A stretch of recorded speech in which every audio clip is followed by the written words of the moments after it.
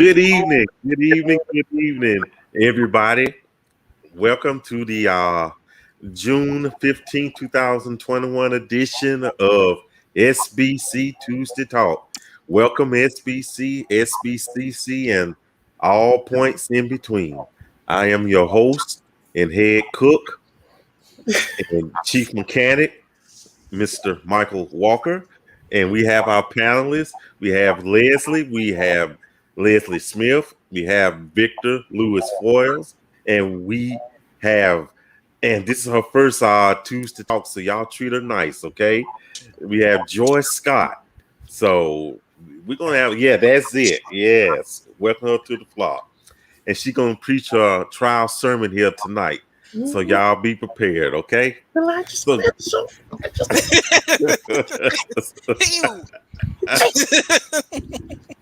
They already started. She already fitting in. But glad to have everybody here. Glad to have y'all here. Thank you all for your support. Thank you.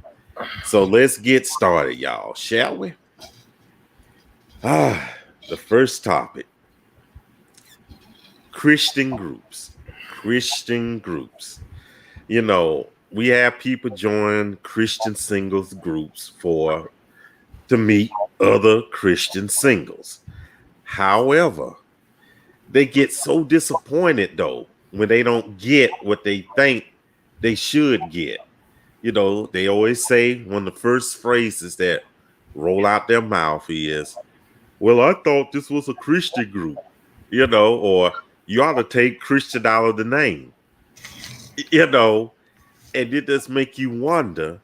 Well, what is it? What is it? Are they seeking? You know, what is it they're looking for? So the first topic for tonight, and it is Christian singles group. What does that mean to you, and what are your expectations, Sister Smith? A Christian group to me, a Christian singles group to me should be simply what the title says. A group that is composed of single people who follow or are committed to the same faith, the faith of Christianity. So that to me, that's simple enough. Now, what those individual words mean to people can be different. And that may be where the problem lies. Because being a Christian means you are a sinner saved by grace. You believe that Jesus Christ died for you and rose for you. And you have committed your life to living according to Christian principles. That's what being a Christian means.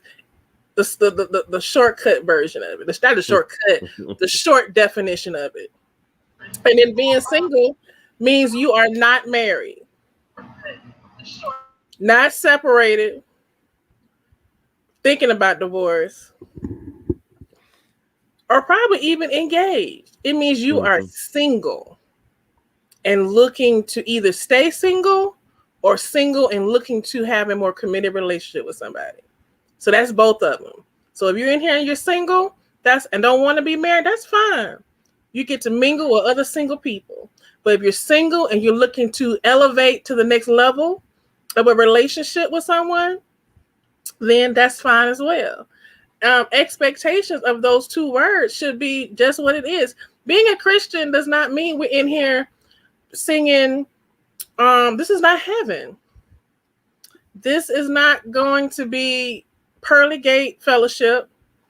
It's not going to be, sitting at the table with the 12, talking about the Gospels.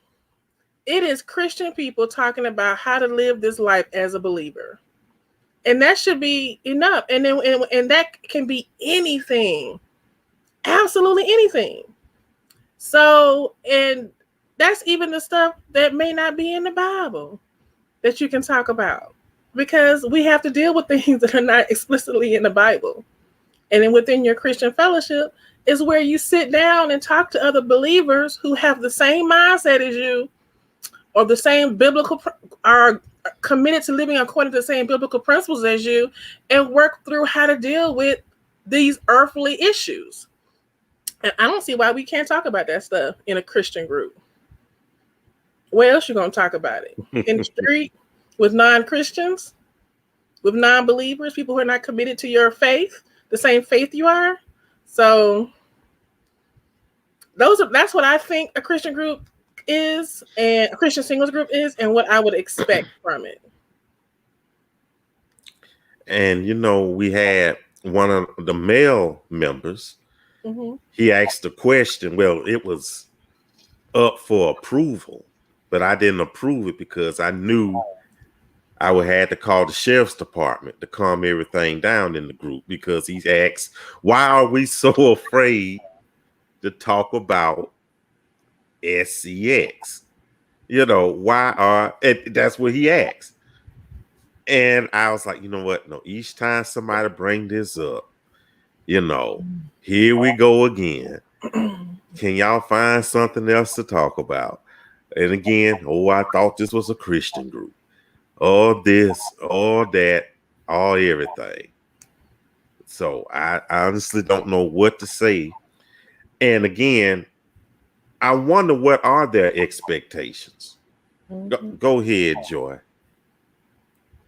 When I came into the group, I was coming into SBCC because as a single lady, I wanted to connect with other single people who had different experiences as a believer. I didn't come in with the expectation that someone would be, and all of us would be cookie cutter, believing the exact same thing, because I know that people get different interpretations of the Bible. They have different experiences that have shaped their decisions and how they treat others and how they see themselves. So I just came in not even wanting to date. I remember I saying at the first after party I went to, I don't even want to date. I just want to enjoy myself and be content. And focusing on that is what has allowed me to connect with people who also focus on that, people who are content being single. But if the opportunity to meet someone who matches our lifestyle and that we feel that we can support as well should come along, then that's great too. But it's not the ultimate experience that we're going for in life. So what I see happening in the group sometimes is it appears as though some people want other people to be the example of a quote unquote good Christian, or what their definition is, which isn't necessarily fair, because everyone is unique. And if you consider that God made each of us with unique talents and skills and abilities and perspectives, and he has us each on a different journey that he designed for us and that we are actively walking in it, why would we want everyone to have the exact same opinion of us? I think that when we come together and we share different opinions respectfully and understand that someone else also has the ability to have an opinion respectfully, that we can grow more in our Christian walk, because we also are we're sharpening iron. But when we start tearing each other down just because we don't meet our expectations of what we see in our churches or our communities or what we think we should see, we really tear each other down. And I hope that as a group, we can all at least agree on the part that we want to build each other up as Christians should. And that means sharing your different perspectives. After all, think about it. The Bible has been translated so many times. People have different interpretations of different scriptures. So the Bible itself has been translated all these times. Then why would we think that coming into a Facebook group would mean that everyone would have the same interpretation of how Christ would appear in their life or should appear in someone else's life, and can't respectfully say, okay, that's your walk. Let me help you with that, not hurt you. Or if that's not something I have experience with, then at least don't. Tabitha Brown says it best. I hope you have a good day. I'm misquoting her, but if you're not, don't you dare go tearing down somebody else's. Mm-hmm. We're Christians. Mm-hmm. We should want to see each of us win. Mm-hmm. And some of these comments, we also have the ability to say, okay, I'm not divinely assigned to that post, to give my insight to that post. Let me just consider hers before I respond with the expectations of how I think someone else should be living. You have no idea what someone has been through in their childhood that is shaping their decisions or Mm-hmm. their convictions, and they may be struggling and may not know that that is something that is driving them in a way that could be healthy or unhealthy. In Mm-hmm. the text, the way that we post in the text message, it is very challenging sometimes to get the true interpretation of what someone is trying to convey, especially when people start using text lingo or start leaving out certain aspects of the whole situation because perhaps they don't want everyone to know. Mm-hmm. So just consider that. Sometimes before we respond, let's ask some more questions, not in an accusatory way, because some of the questions people post is because they've been hurt enough that they're starting to wonder if that's how the other gender in general works. And so this could be that person's opportunity to see, no, those are just the experiences that you've had. Mm-hmm. Mm-hmm. So Amen. so if you know that sometimes we got to go through some turmoil to get to the great experiences, then let's help each other shape each other and keep that perspective that sometimes it may just be those bad experiences to get to what you've been working for. It is and what you seek. Mm-hmm.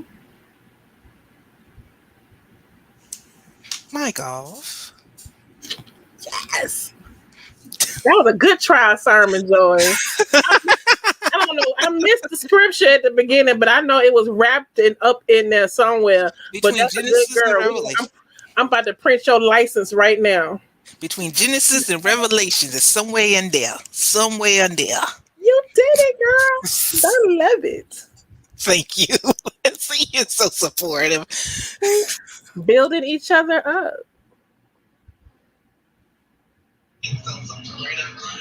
I don't know if Mike is frozen or not. I think he is. Oh. So for me, the Christian, being in the Christian groups, it's an opportunity. It's a meeting place, at least for me. It's an opportunity to connect with other people who have some fundamental um, likings to Jesus and his teachings.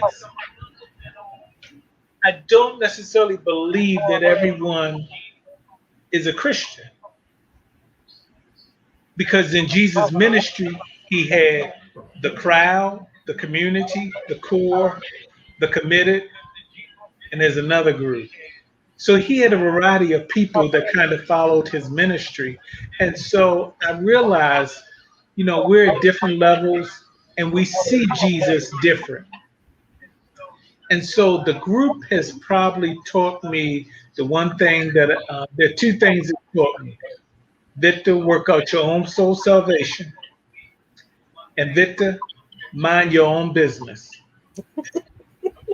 They're the two fundamental things that it showed me because there may be things that I may see, but as y'all have indicated, I don't know how that person got to wear those shoes.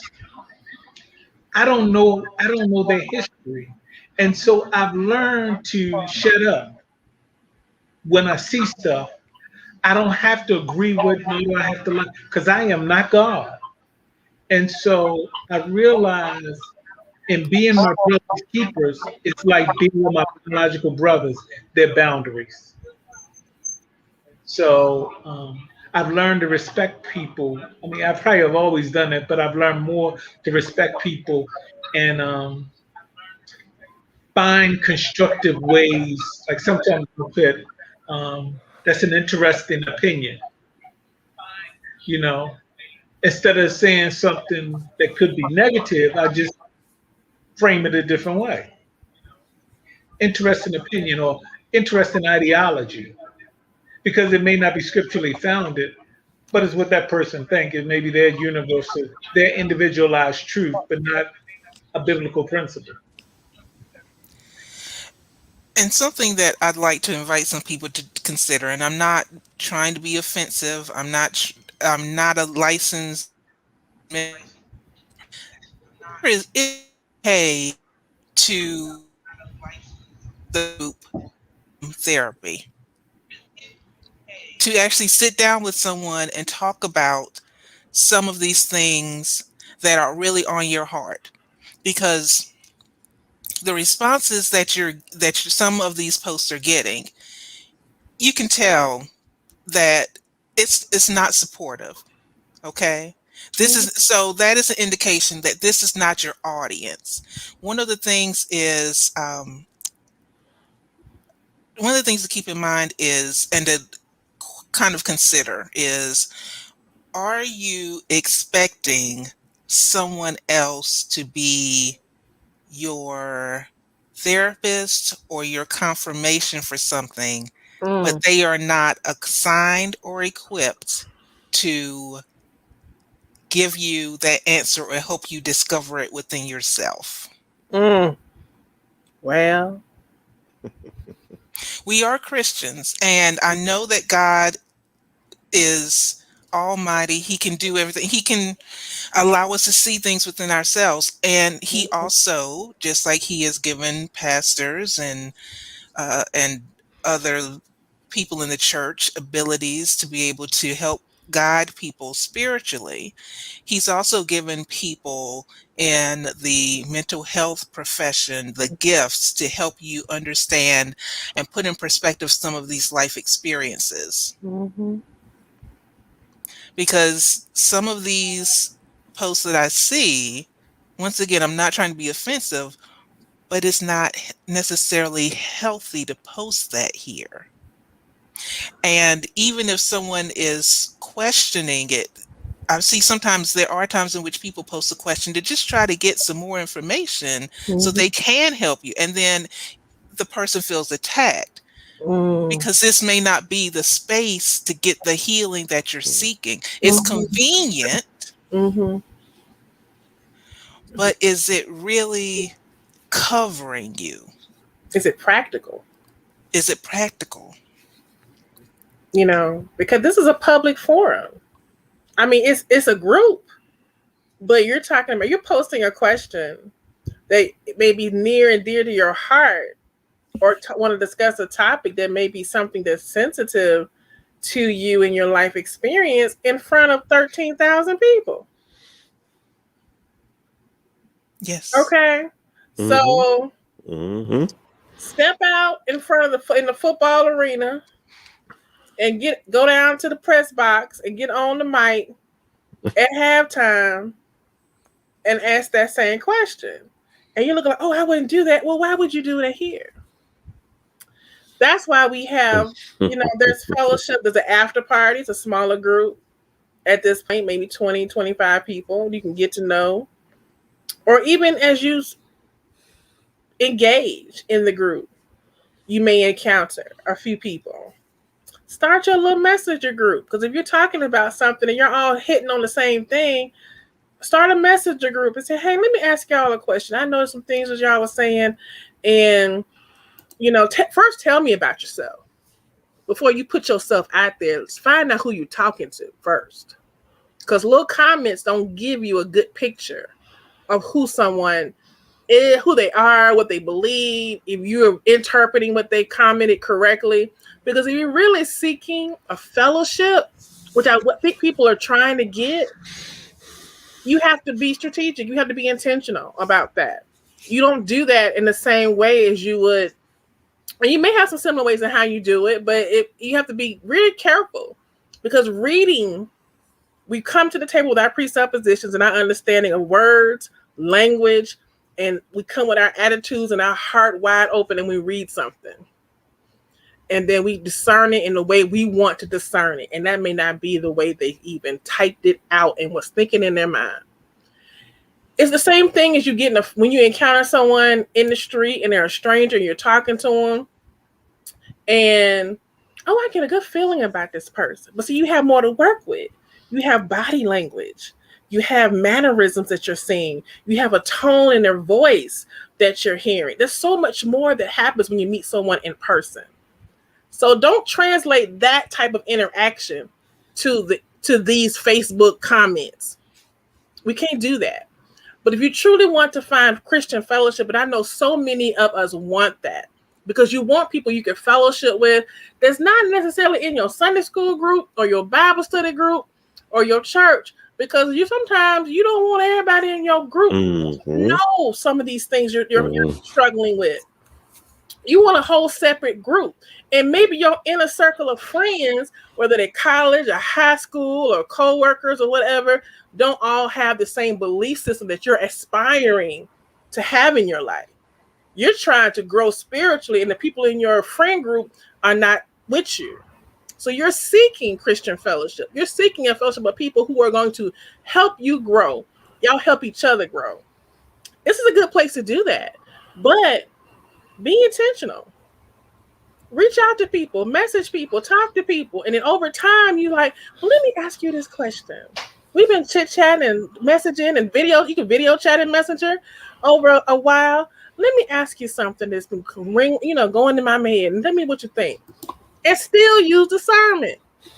Still use discernment. That is key. Pray about discernment before you do anything. Because God will help you develop that aspect of your spiritual life so well. Because God wants you to have this Christian fellowship as well. Okay? He wants you to have people around you that's going to encourage you and help you grow. And he's going to guide you to those people. But we got to use that discernment. We have to. I'm sorry, Vic, you had your hand up. Will you mute, Vic? You mute, VL. I think with the group. Vic. What is VL? What is V? Never mind, VL. I'm sorry. I was calling you Vic. I don't even know why. That is. People do call me that. I think Joy called me that a lot of times. Oh, but okay. I picked it up from somewhere. I don't know. Yeah. I think with the group is realizing the group is like a bus. The bus has certain destinations. The bus is not going everywhere, every place. And so though we could have expectations, it's realizing what is this group, what's the menu of services here. Mm-hmm. And I can't get a Big Mac at Burger King. Mm-hmm. I can't get a Big Mac at Morton's. And so know what's being served at this table. And this table is not for everybody. Yes. And it's being comfortable. It's not something, it doesn't mean that sometimes something's wrong with the table. It just means it's not the table you ought to eat off of.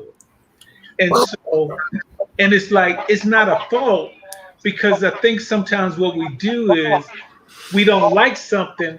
There was a church I was going to that there was something I was irritated by, but I didn't leave the church. I realized what they said was really biblical, but it challenged my ideologies and my traditions. Mm-hmm. I stayed with the church. Mm-hmm. I modified my ideology and my tradition. Mm-hmm. And I realized, because my first thinking was, they crazy. What have I gotten myself into? And then I realized they wasn't crazy. It was different than what I believed. Mm-hmm. And so, it's the same way with the group. There are things that we could see, we could hear. Mm-hmm. And it's the reality of accepting the fact that Mike is going to serve pig knuckles sandwiches, that the other group may serve cow knuckle sandwiches. But it's having to be able to realize and appreciate we're still the body of Christ. And that's the one thing that, if it's not going against what Jesus says, Absolutely. I think we got to come to the realize that, and some of the stuff that we fight about is the gray areas of the Bible and not the black and white of the Bible. And so it's like if I post a question, I don't correct you. If I don't understand something, I'm gonna ask a probing question for clarity so that I understand where you're coming from. But I'm not gonna fix you. I may not like what a lot of times I don't like people's posts, if I ask a question, because it ain't a basis if I like it, dislike it, or whatever. I just want to hear what you got to say and what you're thinking. Because somebody else may have asked me the question and they may have said, can you present this to the group?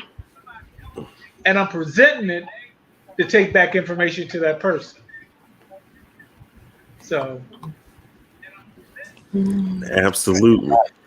Let me say this, and who's going to speak next? Now, let me read this comment from Kena, and she's on the sick and shut in list. But because this group is for singles, not married, so my query is valid. There are a host of married groups to be a part of, and you can evolve your ministry there. And she responding to somebody. Yeah. But I bought that up because there are many times people post marriage videos for approval. And I'm thinking to myself, well, how can this benefit SBC/SBCC? And so I just wonder, how could it do it? And then some people, it might be a trigger to someone. Who knows, though?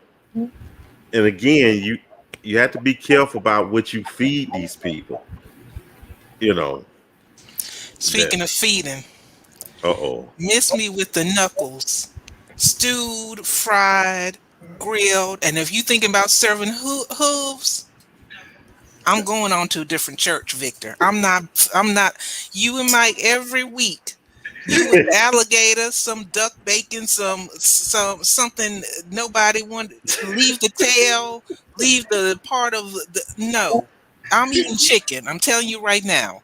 If there's a choice between hooves and chicken, why are you staying after church to eat that stuff in the fellowship hall? We going over here to the Piccadilly. No way. We don't have a Piccadilly where I'm at. Is it like a buffet?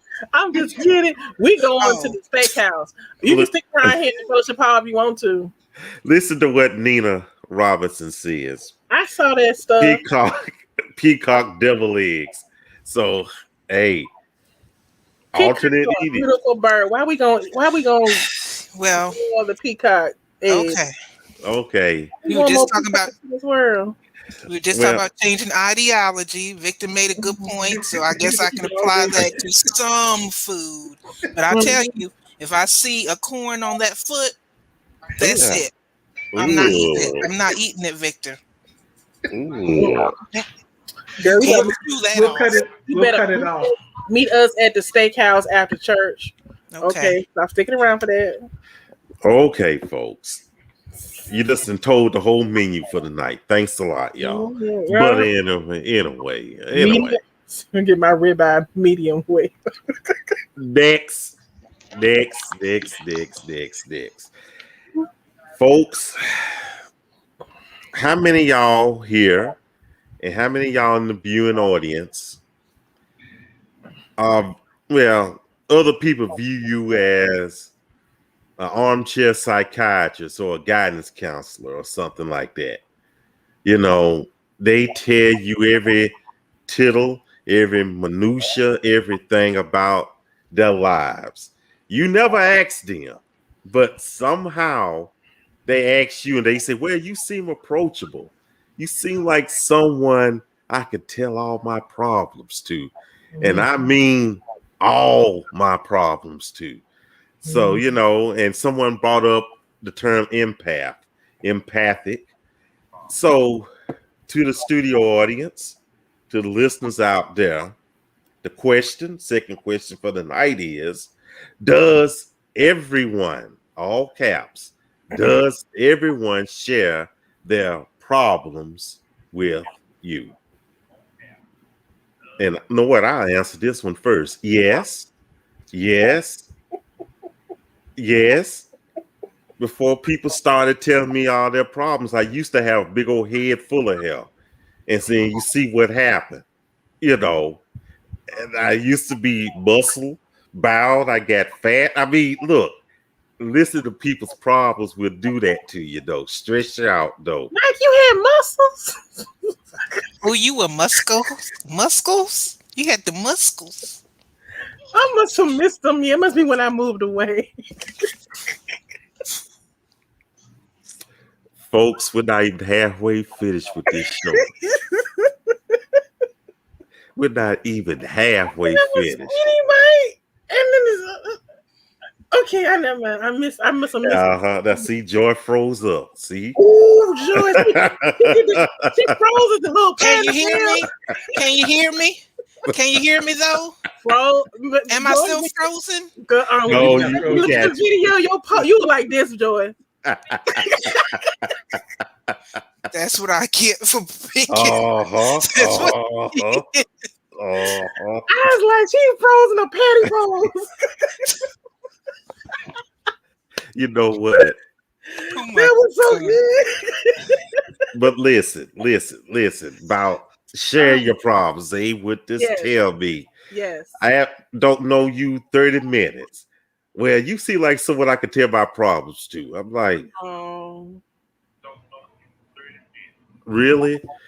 So, I mean, and it could be stressful. Like I said in the after party this weekend, you already going through some things in your own world. You know, you're already carrying a burden around, and then someone want to come to you with their problems. Sometimes it's heavy stuff. So you're like, dang, I got to deal with this. Then I'm listening to that. It's stressful.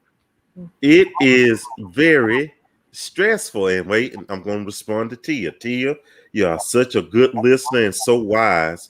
They can't. I don't think I'm that wise. Anyway, but I appreciate that. I appreciate that. And anyway, panelists and people out in the audience. Victor. Go ahead, Victor. You know, through my job, one of my main functions is to handle problems.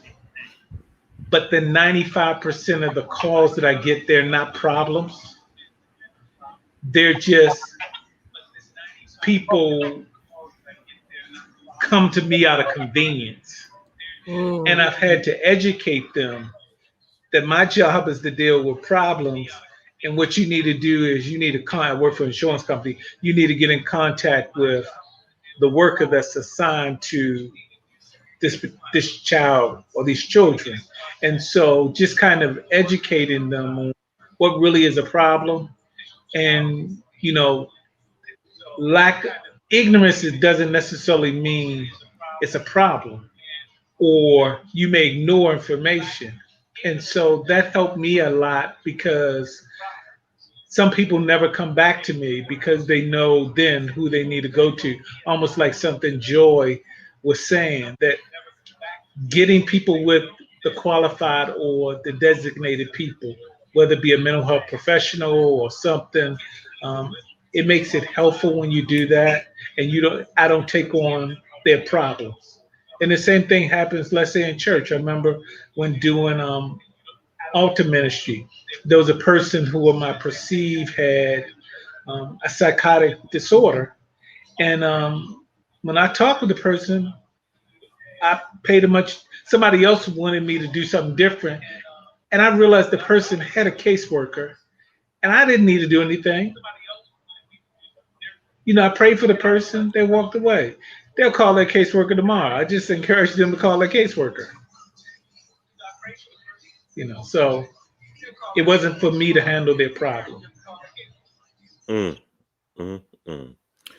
Keena said a good point right here. All the time, because I don't carry news. or because I'm a nurse, my entire family and friends group think I can treat them and I know a lot about healthcare law. It can be exhausting because I rarely have someone to go to. And that part, that tail end part, I wanted to stress on. We're considered listeners, but who do the listeners have to listen to them? Well, Go ahead. well, I've learned to put parameters around that. When I was a journalist, I was surprised at how much people would tell me, and they just felt so comfortable telling me. But I don't think sometimes they realized how much they were telling me. And as I progressed, even when I was little, adults would tell me things that they really should have been telling each other, like I was their confidant. Mhm. But what I've learned is that I had to be vocal and say, this is not for me to hear. Or for my sake, for my health, I really can't be that person for you. Now, if you'd Mhm. like, I can recommend a therapist, or maybe there's a group of men at church that you want to talk to, and just really make sure that they understand I can't be your everything. Mm. Mhm. I'm not supposed to be. I'm Mhm. not supposed to be everybody's cup of tea, Kool-Aid, lemonade, limeade, whatever. There are some people that I rock with and some people who rock with me, but I'm not supposed to, meet me and just automatically just download or dump into me things that you really should be dealing with someone else. Or sometimes it's just some people will say to me some of the things that they wish they could have said to somebody else because they didn't really speak up for themselves in that situation, but they felt that it was okay to say, well, I've felt this and I felt that. And so I've learned to really push back on some of those people and say, your issue is that you didn't have your say.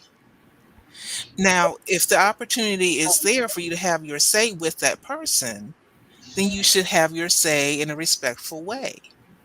And it may be fearful, it may be concerning to have to say that, but you have to do that because otherwise you're not going to have your peace. You're not going to have your peace until you have your say, and not your say to me, but your say to the person that you wanted to have your say with.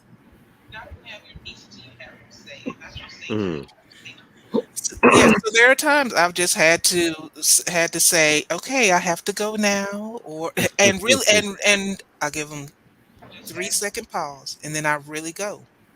And I don't and had to get in the mindset of releasing that guilt, because just because we're Christian doesn't mean that we're supposed to just download and take in everybody's problems. And No. yeah, and that's the thing that we are doing in error. We are not supposed to carry other people's burden. That is not Mm. our responsibility. That is truly not our responsibility. We can listen to people, we can help encourage people, we can be to some level of support to people based on that relationship. Um, but we're not burden carriers. You can't, your body, your flesh, your body, this is just dirt and water. And God is only going to give you what you need to carry. And downloading other people's issues is not what we're supposed to do. Now, many of us have a gift, as Tia had recognized in Mike. Mike is a good listener, and that's a gift. God enables us to be a patient and understanding and empathetic person that can sit and listen and be attentive to the needs of others. That is a gift. It takes a special kind of person to be able to serve others in that way. But just like any other calling or gift that God gives you, He is going to guide you in how to do it in a way that is spiritually healthy for you. I'm sorry, the light. Oh, it's okay. The light just it had a timer on it. Okay, that was funny. I But know. what you trying to say, Jesus? But we have to learn how to use those spiritual gifts in a way that is spiritually healthy and loving to others, because you don't want to be rude to somebody, and because you don't feel like listening to them. There's ways you can deal with people in a way that can hear them, or say, hey, I really understand that you're going through something right now, but this is, and I want to listen. I want to listen to what you have to say. So can we schedule a time, or can we talk at a later date so I can really get some attention? And sometimes it depends on how the people want. Sometimes they just want to get off their chest right then, and then come back later. Whatever their issue or their problem is, sometimes it's solved. And they don't even have to worry about coming back to you later on. Or they may find somebody else to unload on. But I understand for myself, people have come to me so often with problems, and you hear things, and I had to learn very early to learn to listen and be very careful how I responded. And move on. That's their problem, not mine. Mm-hmm. The only issue I would have is always making sure I'm discerning what God is telling me to say. I'm understanding what God is leading me to say, and be obedient to that, and let it go, and trust that. Because once I put Leslie in the mix, what Leslie think that's not my responsibility to give you what Leslie think. Is really my responsibility to give you what thus says the Lord, or some sound advice, even advice I probably wouldn't even take. Because sometimes we have to struggle within our own self. We're gonna give somebody some advice that we would do, and that's not always right. They could be being as a parent. You're gonna tell your children what they should do, not what you did. Do as I say, not as I do, And so we have to be careful when we advise and share things with people, because you would want the best for that person. So you will hope that you can give them better advice that you would, even things that you wouldn't even probably do for yourself, because you want the best for other people. So I think when you have that responsibility of being that kind of person, realize that it's a gift. And then realize any gift that you have, God can guide you in that giftedness, and ask God for guidance in those areas of your life, because He is not. Kina had talked about an illustration we had talked about in the Bible study a few weeks ago, and in that book, the illustration was this young man was excited to do something for God. And God gave him this assignment. He said, I want to give you these rocks. I'm going to put in this wheelbarrow. And I want you to take this wheelbarrow and push it up this hill. And he's excited. He's, oh my God, God's giving me an assignment. I can't wait to do what God has told me to do. I want to get this done because God has told me to do this. And he's taking this wheelbarrow up the hill with these stones in it. And he gets up and encounters somebody. And they're like, hey, why are you going up the hill? Take my stones with you too. Oh, well, okay. Well, I might as well. It's on my way. And he goes up the hill some more, encounters somebody else. Where you going? God gave me this wagon and these stones take up this hill. Well, while you headed that way, take my stones with you too. So now he's going up the hill. The wagon is heavy. He's complaining. He's upset. He's frustrated because how dare God give him all these stones to carry up this hill? He can't do this no more. So he's complaining. God comes and say, what you doing? I'm trying to get these stones up this hill. I'm trying to get up to the top, but it's heavy. It's hard. I can't get it up there. Why'd you give me all this? He said, he looked in the wagon. I didn't give you all this. And God threw the stones out that he didn't give them to let them other folks carry their own stones up this hill. You do what I told you to do. You carry the burdens and the stones that I have called you to carry and move forward. And we think we can be proud and excited to be able to help people in the midst of their burdens and carry their burdens and walk along with them. And you are killing yourself, tearing yourself apart, trying to do something for folks that God has not called you to do. So know your giftedness, let God guide you in your giftedness, and only do what God has called you to do, and nothing more. Mm. And you know, when I first started becoming a listener, just like that young man you described, Liz, I was excited about it. Like, oh wow, folks coming to me with their problems, you know. Just felt like somebody. But then as time went on, they kept coming to me with the same problems. And one of the biggest mistakes I was making was I was trying to tell them, give them advice, and they wouldn't heed my advice. They would do the same thing. They would do this. I said, don't, don't eat that. But they ate it anyway. You know, don't drink that. Guess what? They drunk it anyway. And I got frustrated. And and it hasn't, and just recently, I mean, like the past decade or so, I realized where I was wrong. That they needed someone to just listen to them. Mm-hmm. Mm-hmm. You know, just listen to them. Mm-hmm. You know, they may not want that advice from you. They just need someone to just say, hey, Mikey, listen. And that's all they want. There's someone to listen.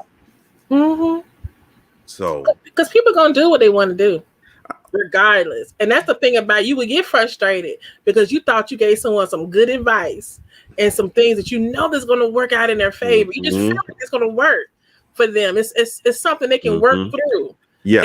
And give it as wise counsel, as they say. And they're going to do what they want to do. And then you get upset, you get mad, realizing that when people come to you and stuff and they even ask you for advice, it's still, you're not responsible for the outcome because that's their issue. That's their burden that they got to carry. Those are the ones that I give the 3 seconds and then I go. those are the ones. The other ones I'll try to help them along if I see that that's what they want. But over and over again, I'm not. Then it just lets me know I'm not the one to help them with this particular, to help them through this. And Mike, as to your question, as to where do listeners, where do we go? When I prayed, one, God, please show me the people that I can trust to confide in and who want to be there for me. And two, open my heart so that I can trust myself and give myself permission to allow them to be there for me. Because sometimes if you get in the habit of listening for so long, being in that position, you have to give yourself permission to shift over into receiving the love as well. Yes. Amen. I'm the same way. I'm sorry, I'll be real quickly. I'm the same way. I have a group of 3 or 4 friends that know everything about almost everything, as much as they can know about me. And we talk via Marco Polo or text message every day, all day. And so that's my circle. That is my inner circle. Those are my accountability partners. They make sure I'm doing these 50 squats a day. I commit myself to doing and all these other things, and they're on me, and I appreciate and I love them so dearly for that. And you need that those people that keep you true to yourself and true to your God. Somebody said something, and it was about boundaries. And I think it's important to know. I know for me, I've done 20-something years in social service. And at one point, I used to do child protective services. And people were like, well, how is it when you go home? When I left at 4:45, I never took a case home with me. I never thought any more about a case until 8 o'clock the next day. I took lunch breaks. When I need to take lunch breaks, I did what I needed to do for me. And I think it's realizing, not taking on everyone's burden. And then when I was covering for somebody, I realized I'm only standing in the gap. And one of the things that helped me when I would carry a caseload is I knew their history. I didn't just jump in the middle of the story. I knew history. I knew why they came to me and what was kind of going on. And I wasn't there to hit every problem, but I was there to only deal with risk and safety because of social work and child protective services. I was only there to deal with the risk and safety issues that was making their children or place their children at greater risk. And that was it. I didn't deal with, let's say Lil Johnny, wasn't good in school. That wasn't my reason for child protective services because there are a lot of kids who fail. And it sounds cold to some of my coworkers. It's like, no, I'm here for risk and safety. And so you have to know what's your niche and why you're there. And so almost something Mike said is, yes, there's sometimes it's to listen, but it's sometimes I may just appoint you to someone else. And in this case, Christian, a lot of times we need to push people to Jesus and not to us. Yes. Create an atmosphere that's saying, go to him, build your relationship up with him, whether it's through the word, whether it's through prayer, whatever it is. Let me get you connected with another body of believers or somewhere else that you can kind of talk to. So if you do that, it's less work on you. And that was the whole thing with social work. We got people to rely on a lot of community support so they didn't have to depend on, the state, the county, or whatever entity you're representing. And it made a world of difference.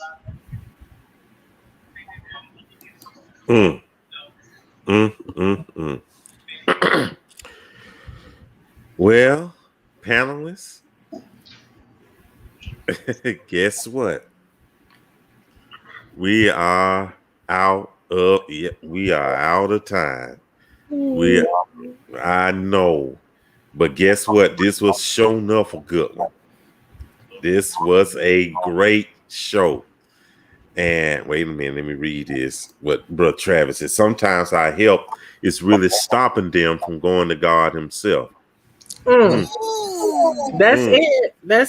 That's what Victor just said. Sometimes we have to lead people to Jesus, and we also have to remember sometimes we just have to water it. We sowing a seed, or we're watering. We're not supposed to sit there and wait for the harvest. We're not reaping the harvest. Sometimes we're just doing our part in that person's spiritual journey.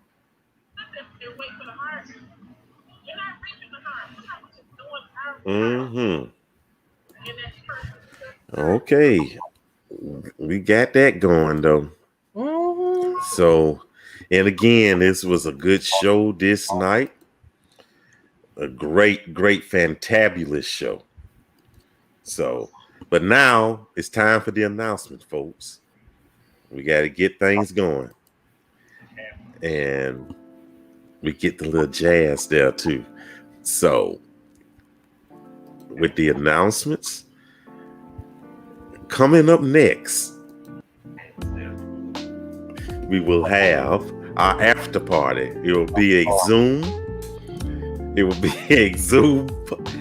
Folks, I'm laughing at what I'm seeing here. So they all bouncing up in here. So we're going to have a Zoom party. Yeah. And we're going to post the link up in the both of the groups. You just click on there. And we'll probably meet around about half past the hour or sooner, so just keep your ears open. And then this Saturday we will have Shoot Your Shot, and it's gonna be a good show tonight. I'm still working the bugs out on there, but it's gonna be a good one.